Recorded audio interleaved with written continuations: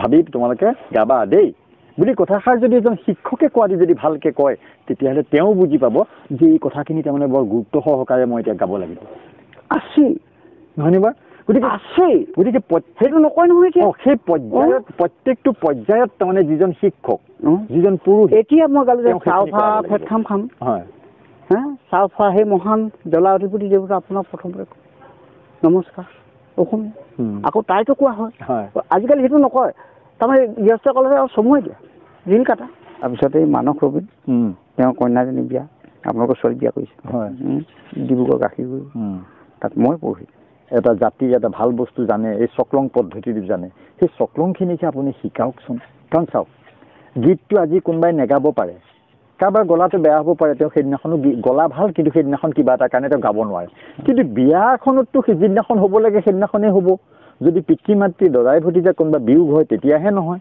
হয় হয় বিয়াখন পৰি যায় গতিকে বিয়াখন যেতিয়া হয় গতিকে সেই কামখিনিকে অন্তত আপুনি আধুনিক যুগলৈ শিককচোন শিকাওক এটা বস্তু জীয়াই থাকিব আপোনালোকে আশীৰ্বাদ কৰক স্বাস্থ্যটো ভালে থাকিলে আৰু নাই যি পাৰোঁ কৰি যাম চক আপুনি কৰি যাব আৰু আধুনিক যুগৰ কিছুমান বস্তু ওলাইছে এতিয়া আপুনি কোৱা কথাবিলাক এনেকুৱাকৈও কৰিব পাৰে যে আপুনি ধৰক চক্ৰংখন কেনেকৈ কৰিব লাগে আপুনি মুখেৰে আজি কৈ গৈছে আজি বোপাই বোলে মই বস্তু কি কি গোটাব লাগে সেই সম্পৰ্কেহে ক'ম আপুনি এটা পাঠ বনাই ল'ব দেই মোতকৈ হয়তো জানে মই যে চক্ৰঙৰ মই পাঠখিনি গোটাই দিম তহঁতক আজি কি বস্তুটো এখন চক্ৰঙত লাগে মই সেইখিনি ক'ম আৰু সেইখিনি তোৰ জ্ঞান নহয় সেইখিনি বস্তুহে যেনেকৈ চাইকেলখনেৰে তই মোৰ ঘৰলৈ আহিছ বা মটৰ চাইকেলে আহিছ তোৰ উদ্দেশ্যটো পিছত হ'ব কিন্তু তই চাইকেলখন জানি ঠিক তেনেকৈ চক্ৰঙৰ কাৰণে কি বস্তুকেইটা লাগে মই তহঁতক আজি সেইখিনি সম্পৰ্কেহে ক'ম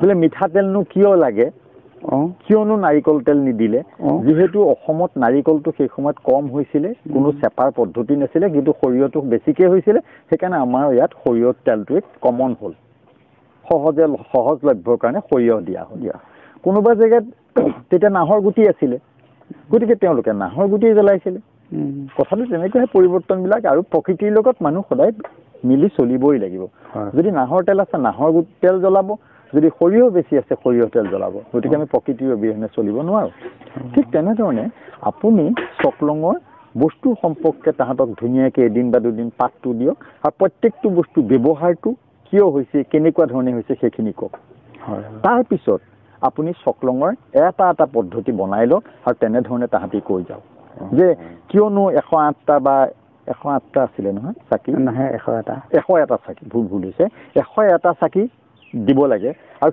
চাকিখিনি সমানকৈ দিয়া যায় কেতিয়াবা এনেকৈ স্তূপ আকাৰতো কৰি পেলাই দিয়ে গতিকে সেই 108টা চাকিয়ে যেনেকৈ ভাৰতীয় মানে সভ্যতাত হিন্দু সভ্যতাত ভাৰতৰ যিটো বস্তু কৈছে যে হোম পদ্ধতিটো অৰ্থাৎ অগ্নিসাক্ষী অগ্নিসাক্ষীটোৱে দ্বিতীয় পৰ্যায়ৰ ওপৰৰ বস্তুটো যে সূৰ্য ধৰক সূৰ্য দেৱতা স্মৰণ কৰা ঠিক তেনেকৈ অগ্নিসাক্ষী আৰু এই ক্ষেত্ৰত দেখা যায় যে মই ভাবোঁ কিমান শুদ্ধ বুলি মই নাজানো নিজে কোৱাটো এই চক্ৰং বৃদ্ধিত যেন এই চাকি যে জ্বলাইছে 101 গছ চাকি জ্বলাই সেই 101 গছ চাকিৰ যিটো গোটাই দিলে যিখিনি হ'ব নিশ্চয় এভাগ হোমৰ অগ্নিৰ সৈতে সমানেই হ'ব চাগে নিশ্চয় গতিকে সেই ক্ষেত্ৰত দেখা যায় যে ভাল এটা হিন্দু সভ্যতাৰ পৌৰাণিক বস্তু এটাৰ লগত চকলঙৰ পদ্ধতিটোৰ ভাল মিল আছে তেতিয়াহ'লে দেখা যায় যদি সেইটোৱেই হ'ব পাৰে ইমান পুৰণি যুগত যদি দুটা বস্তুৰ ইমান ধুনীয়া সংমিশ্ৰণ হৈছে তেতিয়াহ'লে মানুহবিলাকৰ চিন্তাধাৰাটো তেতিয়াহ'লে কিছু উন্নত ভাল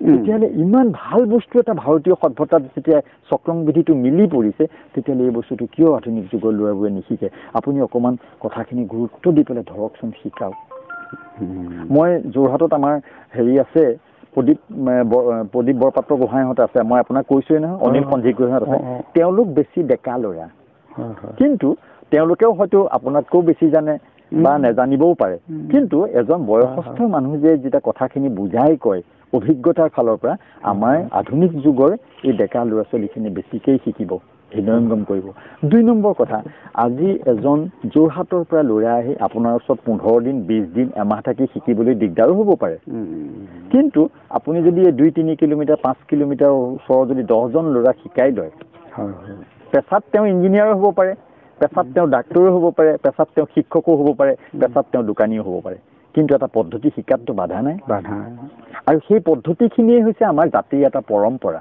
হয় আজি জাতিৰ পৰম্পৰা, গতিকে পৰম্পৰাবোৰ কিয় আমি শেষ কৰিম? মই সেইকাৰণেই মানে আপোনাক বিনম্ৰ অনুৰোধ আকৌ বাৰে বাৰে দোহাৰিছোঁ, বেয়া নাপাব, খঙো নাখাব আপুনি। আপুনি যদি শিকাওক যে শিকাওক, নহ'লে আমাৰ বহুত নাইকিয়া হৈ যাব। সেই এতিয়া মনত পৰিছে কথা এটা আপোনাৰ যোৰহাট বুলি কওঁতে, আপোনাৰ এই যোৰহাটলৈ যোৱা ৰাস্তা আৰু এই আলিটো এই পাৰে অকণমান গৈ পেলাই আপোনাৰ শৰ্মা লিখে শেষ কন্যা দৰাটো ঘৰ কিতাপৰ ফালে নি চেতিয়া লিখে, এই ঘৰত চকলংগীয়া পুৰোহিত মই, বয়োজ্যেষ্ঠ মানুহখিনি মোক লাগে, মোৰ কাষত আপোনালোকক অকণমান ফালুৱে আনিছোঁ, কথাটো এটা আনিছোঁ। তাত তেখেতসকল আহিছে, মেলি কথা মতো পাতিছোঁ, পাতি মেলি কাৰু কাৰ্যবিলাক তেখেতলোকে চাই আছে। তেখেতসকলৰ মহৎ মানুহ, কিন্তু বামুণৰ ঘৰত চকলং পাতিবলৈ কৈছোঁ, মই ইমান চিন্তা কৰিবলগীয়া হৈছে।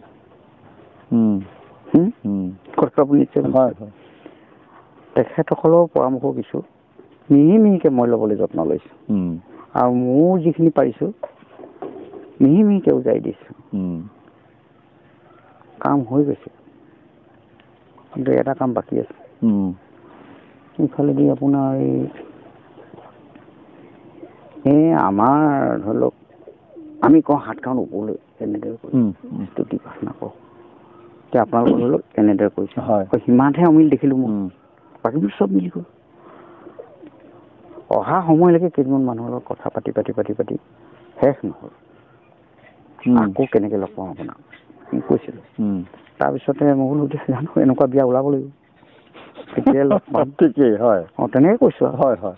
তাৰপিছতে এই মানস ৰবিন তেওঁৰ কন্যাজনী বিয়া, আপোনালোকৰ ছোৱালী বিয়া কৰিছে ডিব্ৰুগড় গাখীৰগুৰি, তাত মই পঢ়ি, তাতো তেখেতসকলে চালে আমাৰ কাৰু কাৰ্যটো। তাত মানে কি হ'ল, গাঁৱৰ পৰা কলপুলিকেইটা আনিছে, কলপুলি আনোতে পাছলৈ এইকেইটা আনিছে, ঝক্কা খাই পেলাই দুটা নাইকিয়া ভাগি থাকিলে ন মাজতে। এতিয়া বনাব লাগে নহয়, আকৌ ইমান দূৰলৈ 12-13 কিলোমিটাৰ কেনেকৈ যায় গাড়ী লৈ, কি হ'ব এতিয়া? তেওঁলোকে চিন্তিত। মই বোলো একো চিন্তা নকৰিব, মই বনাই দিম। বনাই দিলোঁ দুটা পুলি, কলপুলিটো বনাবহে লাগে। কলৰ বাকলিখিনি আছেই, মই তাত কলপুলি পিন্ধাবহে লাগে, গুজি দিব লাগে, কেনেকৈ গুজিব লাগে সেইখিনি অকণমান খটালোঁ। দুটা পুলি হৈ গ'ল, 8টা পুলি হৈ গ'ল। তাৰপিছতে আপোনাক কিন্তু মানিলোঁ, বয়োজ্যেষ্ঠজনে কৈছে, মই বোলো এইবোৰে আৰু আমাৰ অকল পুহি থ'লে নহ'ব, অকণমান ছবিও জ্ঞান থাকিব লাগিব, কেনেকৈ কি কৰিব অকণমান আমিও অকণমান চিন্তা চৰ্চা কৰিব লাগিব। সেই আটাইকেইটা মিলিহে চকলঙৰ পুৰোহিত। আৰু কেতিয়াবা এনেকুৱাও হয়, দেখা যায় ধৰক কোনোবা এটুকুৰা জেগাত কলগছ বহুত আছে, কোনোবা এটুকুৰা জেগাত কলগছ নাই, যেনে তেনে ক'ৰবাৰ পৰা বিচাৰি এজোপাহে আছে, সেই বুলি কলগছ 4জোপা নহ'লে বুলি চকলং নেপাতিম নেকি? মানে কথা কৈছোঁ, বা পুৰোহিতৰ পূজাৰ বেদীটো নেপাতিম নেকি? তেতিয়া তুমি এজোপা কলগছৰে সেই কিবা এটা 4 টুকুৰা ভাগ কৰি 4টা কোণাত কিবা এটা দি হ'লেও তেনেকৈ মান ধৰিটো কৰিব লাগিব। নিশ্চয় কৰিব লাগিব, পৰম্পৰাটো আমি জীয়াই ৰাখিবই লাগিব। এতিয়া সেইকাৰণে এতিয়া মই কেতিয়াবা কোৱা শুনো কিছুমানক, কোনোৱে কয় নহয় চকলং বেদীটো বৰ দীঘলীয়া, বৰ বস্তু গোটাব লাগে, সেই বুলিও কয়। কিছুমানে কয় যে নহয় পণ্ডিত পাবলৈ নাই, সেই বুলি কয়। পণ্ডিত পাবলৈ নাইকিয়াতো মই স্বীকাৰ কৰোঁ, যিটো কাৰণে বাৰে বাৰে আপোনাক মই অনুগ্ৰহ কৰি আছোঁ যে শিকাওক। আৰু আজিৰ শুভক্ষণ মোৰ এইটোৱেই হৈছে যে আপোনাৰ নিচিনা মানুহজনক মই এটলিষ্ট অনুগ্ৰহ কৰিব পাৰিছোঁ যে আপোনাৰ দ্বিতীয় প্ৰজন্মৰ এজন মানুহ আপুনি সৃষ্টি কৰি থৈ যাওক।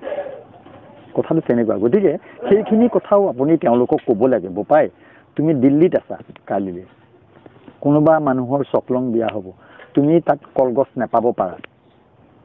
যেনেকৈ চন্দন কাঠৰটো শুকান গুৰি লৈ পেলাই জানো গুৱাহাটী, ডিব্ৰুগড়, কলিকতাত গৈতো সি পূজা কৰিছে, বা লণ্ডনত গৈ পূজা কৰি আহিছে, কাৰণ ইমান টুকুৰা কাঠ নিবলৈ দিগদাৰী হ'ব। গতিকে পাউডাৰ অকণমানকে লৈ গৈছে, তথাপিতো পৰম্পৰাটো ৰক্ষা কৰিছে। গতিকে আমি পৰম্পৰা ৰক্ষা কৰিবলৈ কিছুমান উদাৰতা থাকিব লাগিব, আৰু কিছুমান নিজৰ যুক্তিত গম্ভীৰ হ'ব লাগিব, হৃদয়ংগম কৰিব লাগিব। গোটেই বস্তুটো এনেকুৱা হৈছে, আপুনি যিখিনি কৈছে এতিয়া আছে নতুন প্ৰজন্ম আহিছে, আগ্ৰহটো যেতিয়া পাইছোঁ তেখেতসকলে আমাৰ ওচৰলৈ আকৌ আহিব লাগে। মই ভাবোঁ অকণ অকণ আহক, তাৰমানে অকল সেই আপোনাৰ ষ্ট্ৰাকচাৰটো বনালেই নহ'বতো, তাতো সুসঞ্চাৰ কথা আছে, স্তুতিবিলাক যেনে সংস্কৃতৰ এটা ধাৰা আছে, আমাৰো এই আহোমৰ এটা ধাৰা আছে, মিচিংসকলো এটা আছে। সেই সুৰটোৰ লগত সেই বিবাহখনৰ সম্পৰ্ক বহুত আছে। ফুমা ফুমি পুৰুষ আৰু প্ৰকৃতিৰ বিয়া, ল'ৰা কন্যা, তেখেতসকলে হৃদয় স্পৰ্শী গ্ৰহণ কৰিব পৰা ব্যৱস্থাটো সেই সুৰবিলাক আছে। সুৰবিলাকেই হৃদয়ত চুই যায়। সেই সুৰটো এতিয়া তেখেতসকলক জনা নাই, আৰু সেইকাৰণেই কৈছে সদায় কাণেৰে শুনা টান কথা তেওঁ গীত হ'লে প্ৰাণ টানি ধৰে। গতিকে তোমাৰ কথাখিনি তেনেকুৱা হ'ব লাগিব, তেতিয়া হৃদয়ত সোমাব। ঠিক সিজনেও গ্ৰহণ কৰিব আৰু শ্ৰোতাসকলেও আঁকোৱালি ল'ব। এতিয়া তাত কৈছোঁ প্ৰথম স্তুতিটো অকল তাই আহোম অকল চাউনো চাউকাৰে গায় নেকি? হয়, চাউনো চাউকাৰ কোনটো ব্যৱস্থাত কোনটো সুৰ টানে সেইবোৰ লাগিব। এটাই সুৰ নহয়। ঠিকে। এতিয়া আপুনি প্ৰাৰ্থনা কৰোঁতে চাউনো চাউকা বন্দনাটো গালে, আকৌ চাউনো চাউকা চাউফা ফেট খাম বন খাম তুতে লোকে ফাচাং চাউফা জানাং মোৰ কেপচন বোন চাউফা জানাং মোৰ কেপচন খাং বিপাই নাংলাই দাই ফুৰানো লেংখাম চাও মনেও চাউনো চাও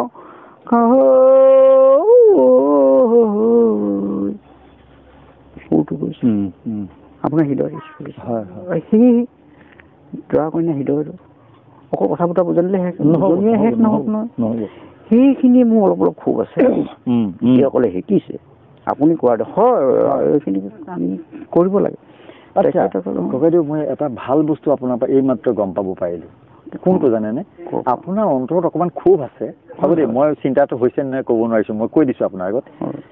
তেওঁলোকে শিকিবলৈ গৈছে, কিন্তু সম্পূৰ্ণ সুৰটো হৃদয়ংগম কৰি লোৱা নাই, যাৰ কাৰণে আপোনাৰ সেই হৃদয়ংগম নকৰাৰ কাৰণে তেওঁলোকে তাক দিব পৰা নাই, যাৰ কাৰণে আপুনি কেতিয়াবা দুখ প্ৰকাশ কৰিছে। সেইটো খুব ভাল কথা। তাৰমানে এইটো কেলে আমি যিবিলাক গুৰুৰ পৰা শিকিছিলোঁ, প্ৰথম মই শিকিছিলোঁ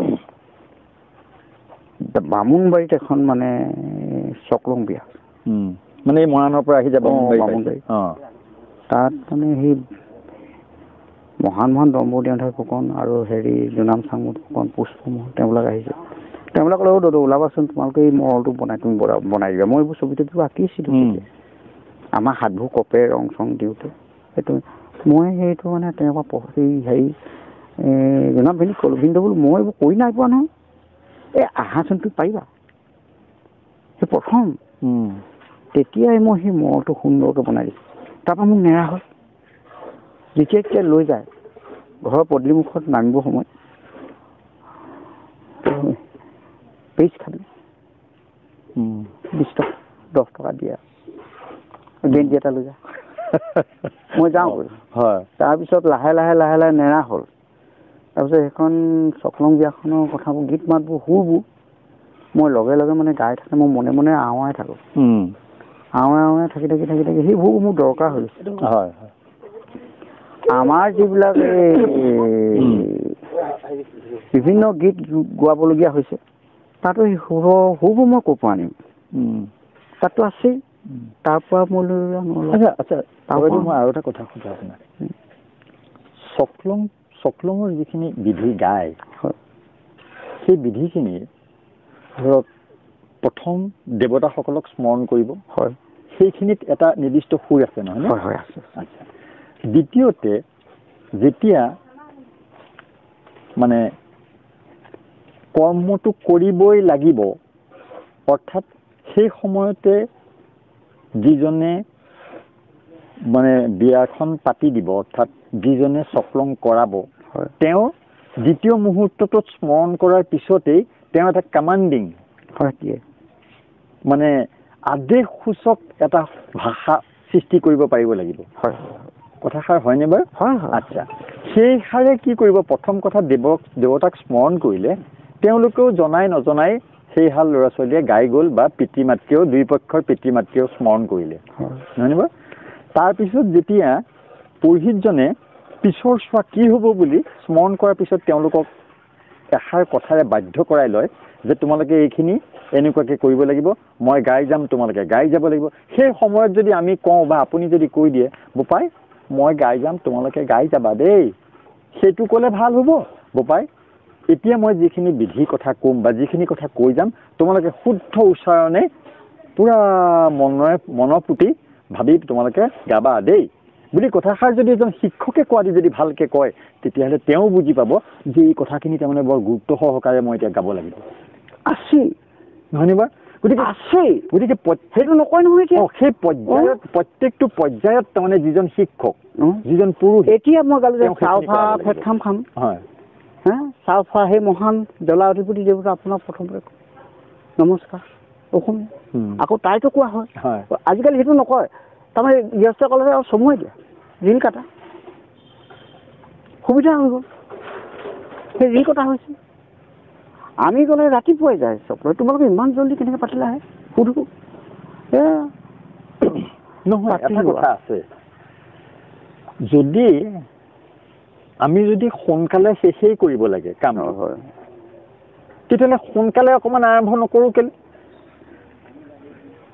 তাতো এটা বেমাৰ আছে চোৱা চিতা কৰি লয় নহয় চোৱা চিতা কৰে চোৱা চিতা মই কৰিবলৈ কৈছোঁ সেই সময়টোত আকৌ তেওঁবিলাকক সেই কলতলতে তেখেতসকলে বহুত দেৰি ৰখাই থৈ দিয়ে নহয় পুহিত হামিয়াই থাকিবলগীয়া হয় টাইম হৈছে আহিবলৈ কোৱা নাহে আহিবলৈ কোৱা নাহে সেইভাগে সময় চৰি গৈ থাকে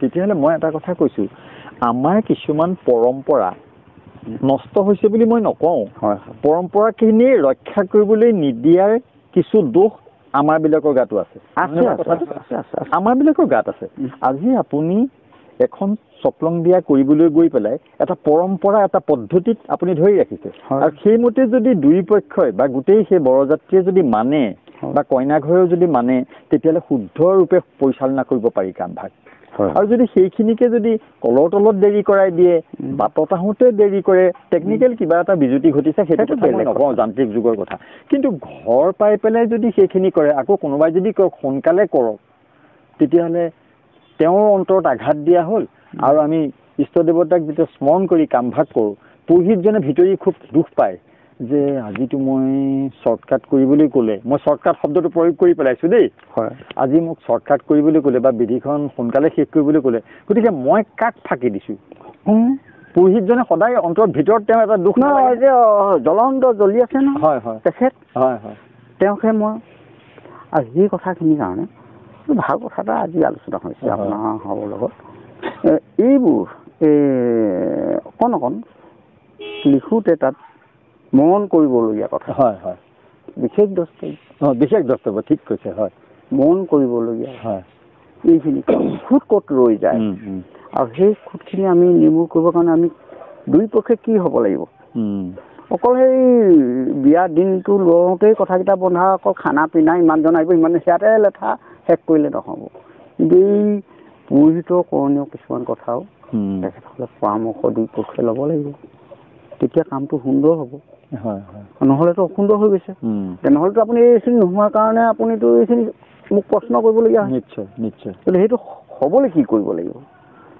সেইখিনি কৰিব লাগিব এতিয়া আমি ভাবোঁ যে দুই পক্ষই সুন্দৰভাৱে আলাপ আলোচনা কৰি পুৰোহিতৰ কিছুমান